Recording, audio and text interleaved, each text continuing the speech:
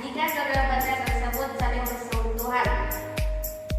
Kalor berbeda dari suhu. Suhu adalah ukuran derajat panas atau dingin suatu benda, sedangkan kalor adalah ukuran derajatnya panas.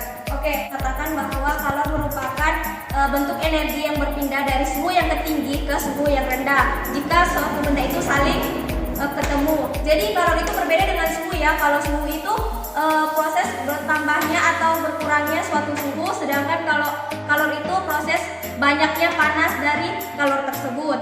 Sekarang ibu mau tanya, ada yang tahu apa itu proses pemuaian? Tidak, Bu. Oke, pemuaian merupakan suatu bentuk bertambahnya ukuran suatu benda karena menerima suhu atau bertambahnya ukuran suatu benda itu karena menerima kalor. Jadi sudah tahu apa itu pemuaian? Sudah, Bu. Oke, jadi pemuaian itu terbagi menjadi 3 zat. Ada yang tahu zat apa saja? Yang pertama zat cair, kemudian zat panas, kemudian zat gas. Oke, jadi pemuaian itu terjadi ada 3 zat, ada zat cair, padat, dan gas. Sekarang ibu ingin tanya, ada yang tahu apa itu perubahan suhu? Saya, Bu. Oke, silakan. Suhu adalah besaran yang menyatakan derajat panas dingin. Suatu benda dan alat yang digunakan untuk mengukur suhu adalah termometer. Teman katakan bahwa perubahan suhu itu merupakan tingkat perubahan suhu yang terjadi di daerah. Jadi itulah yang mengakibatkan naik atau turunnya perubahan suhu di suatu daerah itu. Kadang seperti contohnya kalau di daerah kita biasa tiba-tiba panas, tiba-tiba hujan, mendung, itu terjadi karena perubahan suhu di suatu tempat. Oke, sekarang kalian sudah tahu apa itu pemuaian, apa itu kalor. Sekarang jadi mau tanya, ada yang tahu apa itu perubahan wujud? Ada berapa macam perubahan wujud? 3. 1. Mencair atau melebur. 2. Membeku. 3. Menguap. 4. Mengembun. 5. Mengkristal atau deposisi. 6. Menyublin. Oke, jadi sudah betul yang temanmu bilang bahwa proses perubahan wujud itu ada 6. Yang pertama itu membeku, kemudian mencair, kemudian mengkristal, menggembun, menyublin. Kemudian apa tadi satu, Ima? Mengkristal. Ya, yang satunya lagi? Menguap. Jadi ada yang tahu contoh dari membeku itu seperti apa? Saya, Bu. Silakan. Membeku contohnya air dimasukkan ke dalam freezer jadi membeku dan menjadi es batu. Membeku itu seperti yang teman katakan bahwa contohnya itu seperti kalau air kita masukkan ke dalam freezer atau ke dalam kulkas, maka lama-kelamaan dia akan membeku. Jadi dia akan keras, itu namanya padat.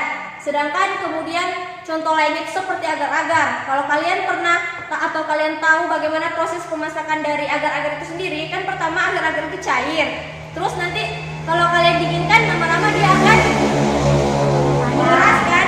Jadi itu merupakan perubahan wujud dari padat. Sementara untuk perubahan wujud dari cair itu sendiri, contohnya itu seperti kalau es batu, kalian keluarkan lama-kelamaan akan Menjadi cair. menjadi cair.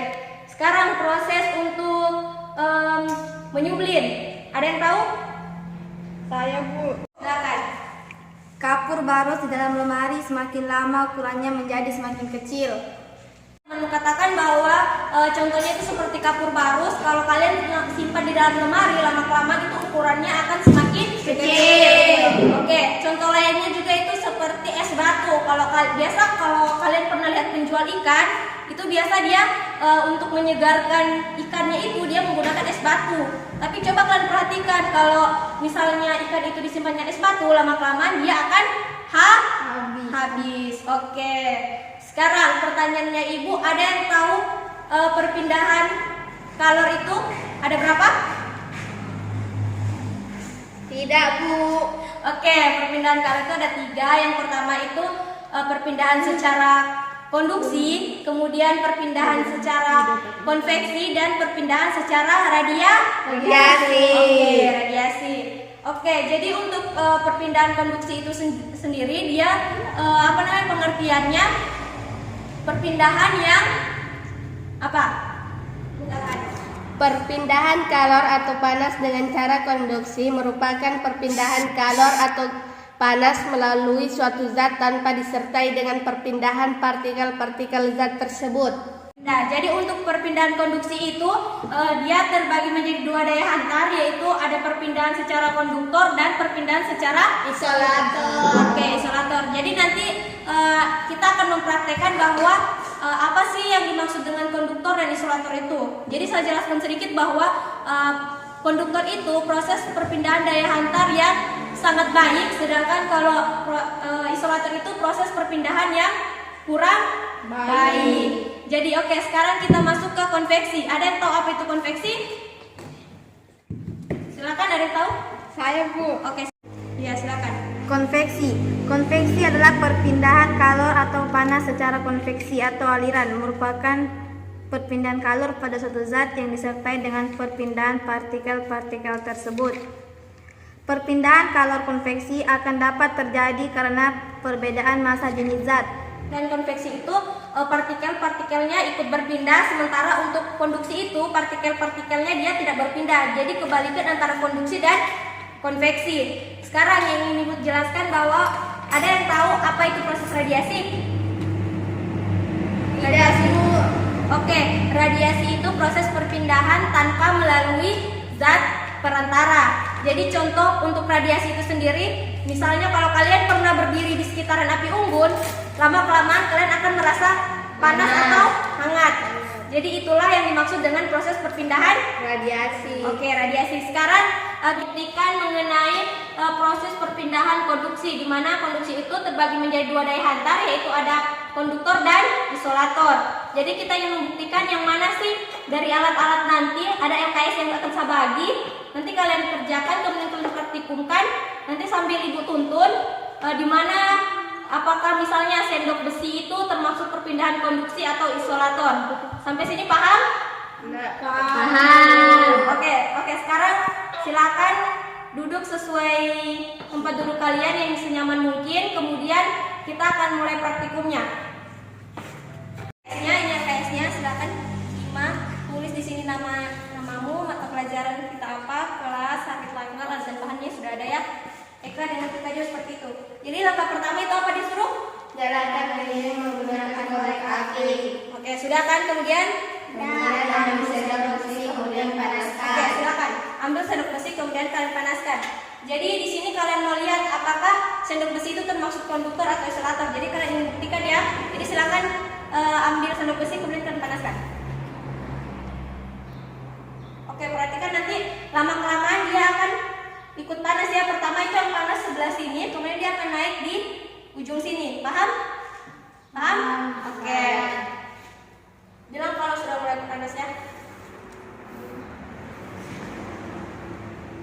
Oke, silakan lepas sendoknya. Kemudian kalian lihat apa itu konduktor atau isolator.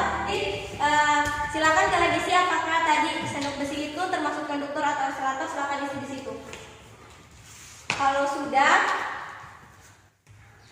silakan kalian ambil sendok plastik. Kalian ambil sendok plastik. Kemudian kalian panaskan juga. Silakan ambil sendok plastik.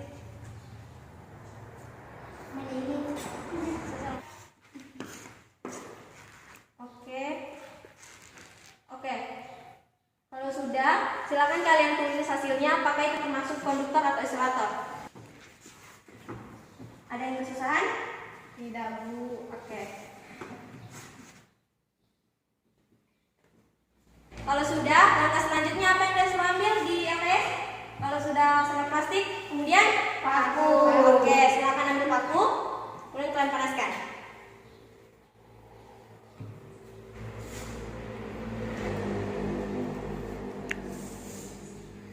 Oke, jadi ini. Oke. Kalau sudah dapat hasilnya silakan tulis apakah itu termasuk konduktor atau isolator. Kawan. Oke, aduh Ima ini gagal fokus, silakan. Panaskan kawat.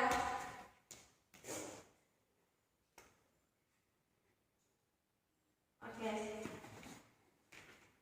Bagaimana Eka? Sudah tahu apakah itu konduktor atau isolator? Sudah, Bu. Oke, jadi nanti kalian presentasikan ya.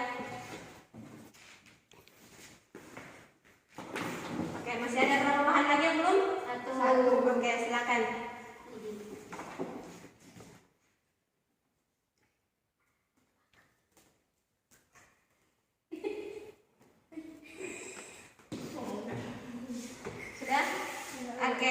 tulis hasilnya. Apakah dia termasuk isolator dan konduktor?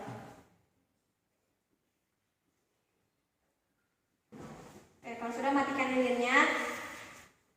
Kan kalian maju untuk mempresentasikan hasil yang kalian dapatkan. Silakan Ima maju dulu di sini. Silakan Ima maju. Kemudian Eka maju. Kemudian Tika maju. Oke, yang pertama Ima ya. Silakan maju Tika. Lihat selalu. Oke, silakan Ima. Hasil yang saya dapatkan pada eksperimen dari kelima alat yaitu sendok besi bersifat konduktor, sendok plastik bersifat isolator, paku bersifat konduktor, kawat bersifat konduktor, lidi bersifat isolator. Bagaimana kalau Eka? Sama? Sama Bu. Coba Ibu mau lihat. Silakan. Sendok besi bersifat konduktor, sendok plastik bersifat isolator, paku bersifat konduktor, kawat bersifat konduktor, lidi bersifat isolator. Oke, jadi Pertinasari sama? Oke, kalau sama berarti eksperimen yang kalian lakukan berarti sudah sesuai ya. Berarti untuk paku besi itu dia bersifat konduktor. Kalau sendok plastik Isolator. Kalau lidi Isolator. Oke, jadi silakan kembali ke tempat duduk kalian. Jadi pertemuan kita cukup sampai hari ini. Jadi silakan kalian buka halaman 37, kerjakan soal yang Ibu telah kasih ya. Di situ ada 1 sampai 5 nomor, jadi silakan kalian kerjakan. Lebih dan kurangnya Ibu mohon maaf. Assalamualaikum warahmatullahi wabarakatuh.